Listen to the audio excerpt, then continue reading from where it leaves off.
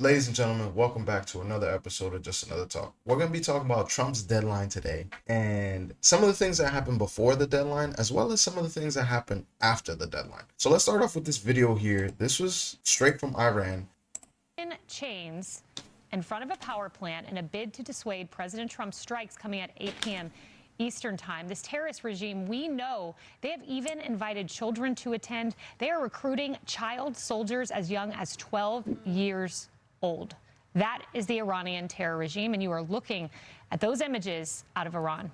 That's low-key crazy. They were literally having kids camp out in front of certain sites just so they can say that the U.S. killed children. Now let's switch to General Jack Keane, see what his thoughts are on the ceasefire. Jack Keane is our senior strategic analyst and retired four-star. And in all fairness, this is Fox News, so take it with a grain of salt. What do you think went down during this deadline? Well, listen, first of all, I appreciate President Trump and wanting to open the Straits of Hormuz, certainly, and also put together a deal with the Iranians that would give us everything. They would have to surrender everything that we would take away from them using military force. That's the essence of the deal. And the top of that list certainly is they have to give up and let us take away the nuclear enrichment that they absolutely have. And that's got to be in that deal, and it's got to be number one in the deal, because at the beginning of everything here, it was about their nuclear capability. But think about, what did the Iranians want here also? Why did they close the Straits of Hormuz? They closed the Straits of Hormuz simply so they want to get bombed to smithereens to stop the war. Right. And we have stopped the war. So let's understand what's at play here from the Iranian perspective and also from our perspective. I don't trust the Iranians at all. The president doesn't trust them either. He's negotiated with them time and time again. He knows they're liars and cheats. So this comes down to the deal itself and what's in it and the verification for it. The Iranians are experts at obfuscating and delaying deals. And they lie and promise and don't deliver. Sounds like the general has trust issues. Wrapped up in the deal. My preference would have been to keep the war going as leverage to make that deal. But we are where we are now. And we're in a ceasefire. And it comes down to all the points in making that deal, for sure. And we'll see how that turns out. It looks like the president is getting indications from the Iranians that they're willing to concede on all of those points. I don't dispute the fact that people are saying that. Whether they actually do it is another matter, and that's my concern about this.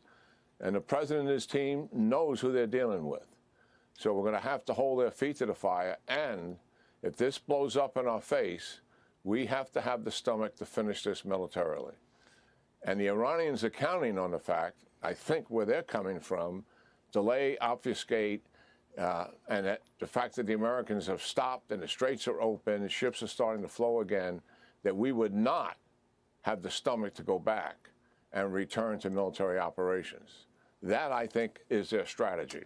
And we'll see if that unfolds. We'll know pretty quickly when it gets down to the actual fine points of the deal and how we verify it and the concessions they're willing to make. And we'll see what that is.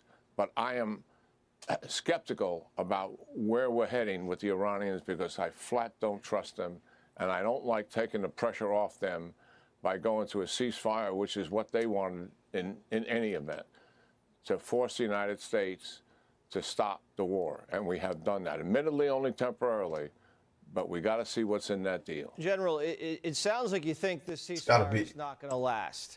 And if it doesn't last and it blows up, it's got to be enough in that deal that made the ceasefire happen. I'm not necessarily the party to say, hey, we should just go to all-out war, because I don't agree with it. I think we're worried about the Strait of Hormuz and the oil. I think we could get oil from somewhere else, and we could probably do this in a better format. If they came to an agreement, see where it goes. Give them 2 weeks. They asked for 2 weeks. All right. Let's see if they agree to all the points. If they agree to all the points, then, you know, a win is a win.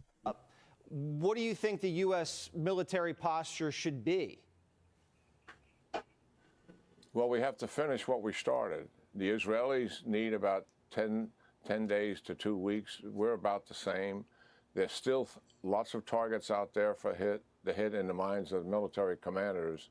And I really do think if the deal blows up, it comes down to Carg Island and forcing either take control of Carg Island and take control of the distribution of oil, or destroy it and force an economic collapse. Either you take control of Carg Island and then you have the leverage to bend them to our will and actually force them into a position that we truly want. And that sets the regime, I think, on a path to regime collapse. There's no way we can know that for sure, and we've said that from the outset. You don't but think if we can get a deal, you don't if think we can get a deal that takes everything away that we would do militarily, that's another matter. But I'm suggesting that remains to be seen. And the president's made a decision here. We got to play it out to see what happens. I think this is a better idea. I know there's a lot of people who are skeptic about that, and I understand why. But I think this is better than just going all-out war, And I did say in other videos, like, hey, just keep blowing them up until they decide to do what we say. And I'm still for that, but I would prefer the easy way out, not having to do that. Let's jump to what Pete Hegseth said during a briefing where they asked him a specific question that I thought was interesting. And thank you, Secretary Hegseth. Yesterday in the President's Truth Social, he threatened to wipe out a civilization. That statement elicited a huge response in America. If Iran did not come to the table and make a deal yesterday by the deadline, was the president really prepared to wipe out Iran entirely? Like I said, we had a target set, locked and loaded, of infrastructure, bridges, power plants. Remember, this is a terror regime, a military regime, used all of these things for dual use to fund their military, to fund their terror campaigns. We had a lot of legitimate targets. They knew exactly the scope of what we were capable of. We hit some military targets on Carg, which is a bit of a signal. They can't defend it. And so Iran ultimately understood their ability, their future, to produce, to generate power, to fuel their terrorist regime was in our hands, was in President Trump's hands. That's why they came to the table. He ultimately said, we can take it all from you. Your ability to export energy will be taken away. And the United States military has the ability to strike those things with impunity. That type of threat is what brought them to the place where they effectively say, hey, okay, we want to cut this deal. Yes, right here. I think the statement, first off, that's a crazy statement to put out by Trump. That was wild. When I saw that, I was like, oh my God, he's playing no games. But I received a comment in one of my videos, I think it was on Facebook, where the guy said, sometimes you need to speak crazy in order for the crazies to understand. And it hit me, and it was like, okay, well, we might never know if Trump was really gonna, lay waste to Iran at 8 p.m. because they obviously agreed to the ceasefire. But it makes perfect sense. Sometimes you gotta talk in a manner that the other team understands. And if the other team is crazy, you might just have to be a bit crazy in order to get the message through. So I think that the post was a strategic way to communicate to the folks who are leading Iran, like, hey, we're not playing and we will do this in a manner that they would understand. And then also everything that's happened up until this point shows that Trump will bomb them indiscriminately, and they will continue the campaign until they do the things that America needs them to do. Another video I wanted to watch, PBD interviewed Professor Zhang, and I actually did a video a couple of weeks back on Zhang and some of the things that he said. He was on Boiling Point, and he said things that I found very interesting, so I made the video reacting to it. There were a few things I didn't agree with him. PBD had him on his podcast, and I thought it was a really interesting podcast, and there's specific points that we're going to talk about today. But let's start with this video. But now let me go to the tweet of what President Trump posted on Truth Social this morning. The world is reacting to it.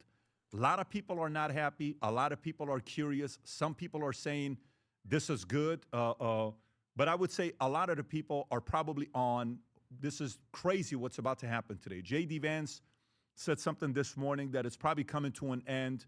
A whole civilization, President Trump said on Truth Social, a whole civilization will die tonight.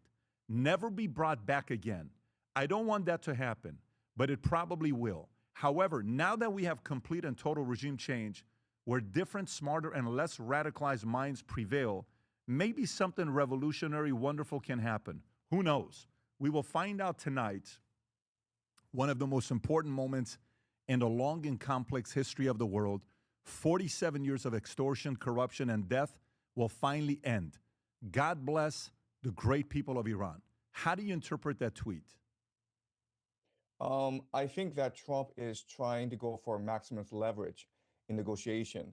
But the reality is that the Iranians will not back down, and American forces already assembled in the Middle East. So I think that we will see a ground invasion as early as this weekend.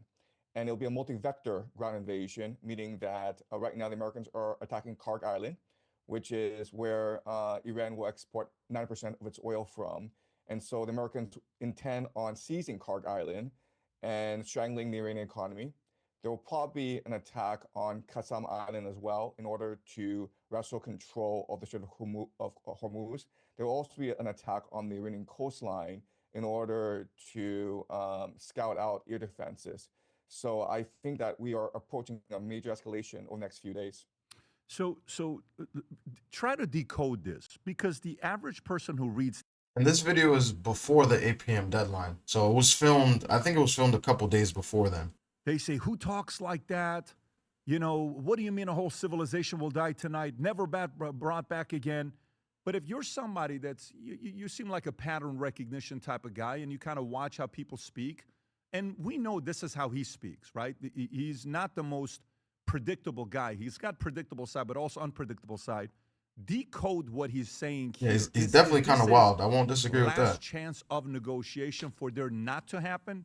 Is this his last chance of saying, I hope somebody says, hey, let's go out there and negotiate with them? Because Pakistan tried to bring the peace deal on both sides, and U.S. declined it, and so did Iran. So if you were to decode this a little bit more on where President's mind's at, what would you say? Well, I would say that Trump has a history of working in reality TV. He thinks in terms of television. He asks himself what will draw attention, what will look good on TV, what will get people very emotional and afraid and anxious. So he spent a lot of time in the World Wrestling Entertainment with Vince McMahon. They had a feud, a television feud, and that's really how you speak in the WWE. You are rhetorical, you are bombastic, and you try to instill fear and rage in people. And so what Trump is trying to do is he's trying to huff and puff. It's really flexing. The other issue that's very worrying right now is that Trump has surrounded himself with advisors who are psychopaths, and they're not actually relaying to him good strategic advice. So, for example, what just happened this weekend was that Trump announced the rescue of a downed American pilot. And if you watch the press conference yesterday, he thought it was tremendous success and was very proud of the military for doing the impossible, going deep into enemy lines and rescuing a wounded pilot. And this is a great tribute to the professionalism and self-sacrifice of the American military, especially the special forces. But on Twitter, on X, on social media, what people are saying is that this was actually not necessarily a successful pilot rescue operation.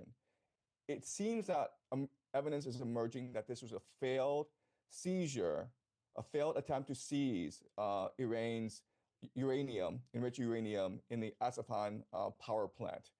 And if that is the case, then that was an extremely risky mission, and it's very consequential because America lost about $300 million worth. Agree with him. If this was an operation, that's kind of crazy to just do that, and it failed, and they're covering it up. But I also think that there's a lot of presumption here, and there's a lot of assumption, right? I don't completely agree that he surrounded himself with sycophants. I don't think J.D. Vance is like that. I don't think Marco Rubio's like that. Pete Hegseth seems more of a tip of the spear kind of guy, point me in the direction you want me to go and I'll make it happen kind of guy. So I can understand that part of it, but I don't see it that way. And I also, as much as you know, I understand Trump came from reality TV and, you know, he says things that are crass and he bullies people and he makes fun of people. I also understand that he's been a businessman for most of his life. His dad was a businessman. So he does understand the art of negotiation. And I think that there are things that we don't know, that we may never know, at least not right now, about what's going on behind closed doors. So whenever I've covered this topic previously, I've always held back a little bit to immediately assume certain things. And I think this is one of those things where, like, I like Jang. I think he says a lot of smart things. He's a smart guy. He knows a lot. He definitely knows how to connect a lot of dots as well. But I think here there's a bit of presumption, and I don't necessarily agree with him 100%. Of planes and equipment in this failed raid. So my concern is that Trump has surrounded himself with advisors who feed his ego. And Trump himself believes that just by flexing, just by taking a very tough negotiating position, he can bully the Iranians into a compromise. So I think that we are in a very precarious situation right now. What do you think, though? Worst case.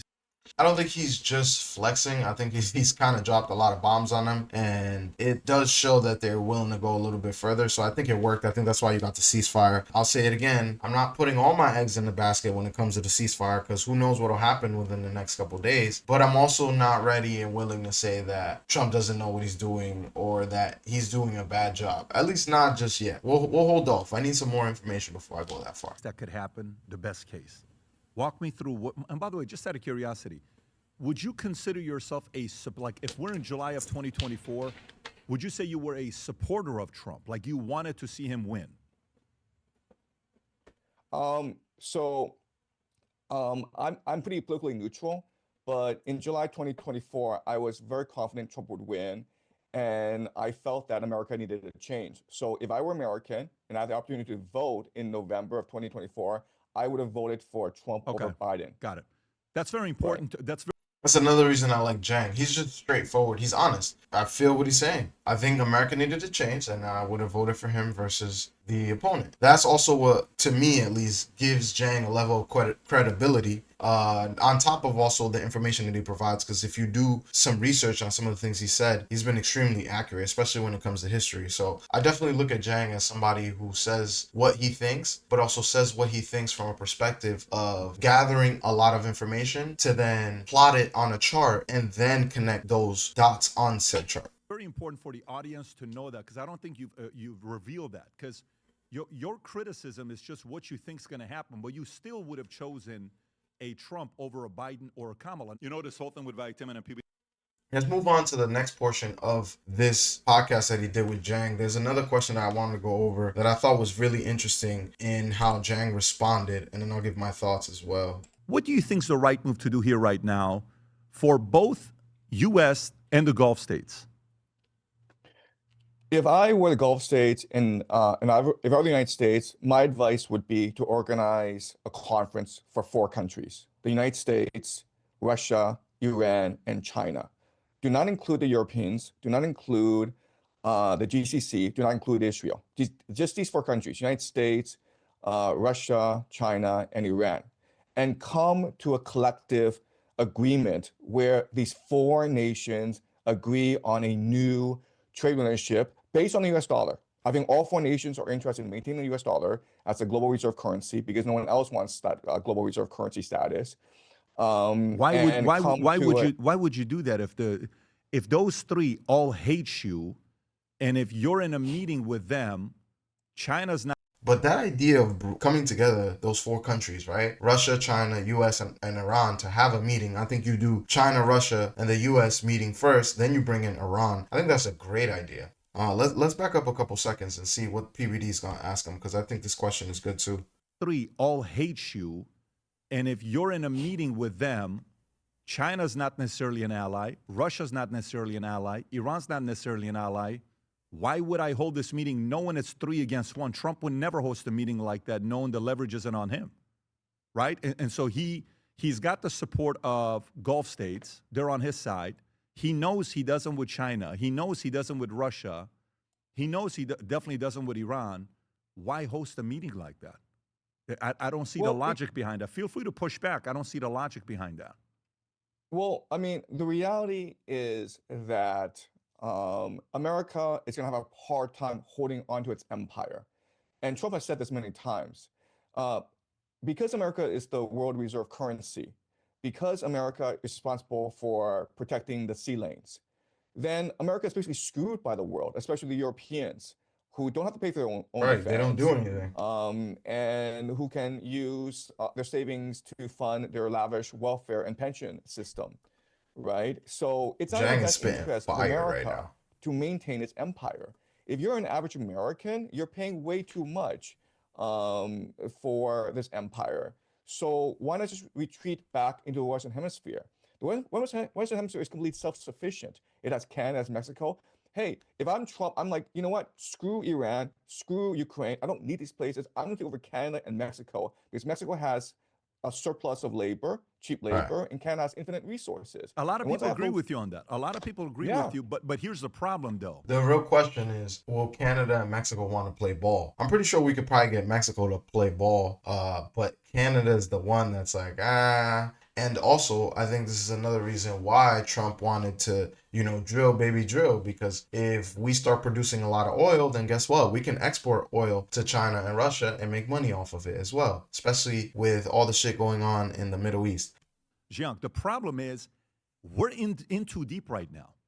So this is a good conversation 45 days ago. I'm saying to you, we just killed the top 50 leaders. They're a martyr type community. Like, you know how you ever go against the company and they're very litigious and you want to play nice and they're like, no, we're litigious. Sue, sue, sue, sue, sue, sue. You have to fight, fire with fire. So I'm talking today. If you go in the room and say, okay, let's play nice with Iran, they're like, you're out of your flipping mind. And if we say, hey, Iran says we want to play nice, you're out of your, and we know Russia and China are going to side with them. I don't know if that strategy works today. I do know. Do you think Trump has a ton of leverage over NATO right now? Do you think the leverage he has over NATO? Look, you can make the argument that Trump is not just at war with Iran. Trump is ultimately at war with the globalists, right? The City of London, I Wall agree. Street, global finance, Yes. right? So NATO represents the globalists, and Trump hates NATO, and NATO hates Trump. I think Trump has been trying very hard to come to an agreement with Putin for the longest time. Mm-hmm. That statement is wild. Trump is at war with the globalists. Do you hear? Trump is at war with the globalists. If you guys don't know who that is, I suggest you do some research. But that is a crazy statement. The fact that Jang believes that really says a lot about Trump, and it would say a lot about what Trump stands for, regardless of what people say out there, that he's, a part of the cabal, he's in cahoots with this and that. He's at war with the globalists. Jang, you better say you don't want to hurt yourself. They had that Anchorage, Alaska meeting. And what happened afterwards? Well, NATO and Ukraine are continuing to Attack Russia. Russia. Exactly. There was that drone assassination attempt against Putin. Yep. The Ukrainians have blown up 40% of Russia's oil exports, just most recently. So there's a lot of bad blood between Ukraine and Russia, between the globalists and Trump. So if you're Trump, right, who's your enemy? Is your enemy Iran, Russia, and China, or is your enemy NATO and the globalists? That's a good point. I can see a World War III where it's the US or a part of the US, China, and Russia fighting against the globalists and the globalist countries. Those countries that want to essentially import madness and approach real life from a perspective that's not sustainable, for lack of a better term. Well, he's constantly complimentary of his relationship with Xi and Putin. Yep. If you ever notice when he speaks, he says, look, I'd rather be friendly than not friendly. We had a good talk. We're going to go visit back in May. We have some scheduling conflict. We're going to go back. I had a good talk with Putin. I had a good talk with Xi. So he knows how to speak to these power players and have them under control. It looks like, that night when he was given a speech, the 23-minute speech, which 9 p.m., I think this was last week, I thought he was going to say something radical like we're leaving NATO. I thought he was going to say the Gulf has announced they're funding the war. I thought he was going to make some kind of a big announcement like that. I don't think there was any big announcement there. But to me, if you had an easier way to get rid of IRGC, question for you, is the world a better place with IRGC no longer being in power and it being replaced by some sort of a democracy? Look, I completely agree with you in that the great fear is that Iran becomes much more extremist and much more theoretical, Right, that worst case scenario. theocratic than it is now. The Ayatollah Khamenei was considered a pretty moderate individual. His son is not considered moderate, and also he's considered incompetent. And so the That's people crazy. around him will be able to control him. We can expect like the most hardline elements in Iran society will emerge triumphant from this war if this war continues. So my best advice is for these four countries to sit down together, see Putin and Trump will agree to pressure together Iran to come to a settlement. Listen, at the end of the day, Russia is supporting Iran. If Russia were to if Russia were to pull its support, it'd be very hard for Iran to continue this war effort. That I agree So Putin with. has a lot of leverage over Iran, right? And that's why I'm saying you need these four countries to sit down together to come to an agreement. If Trump were trying to negotiate with Iran directly, you get nowhere. But if China and Russia entered the negotiations and they agreed on a mutually beneficial global trade relationship, then I think you can get somewhere. And Trump would I think excel in such negotiations.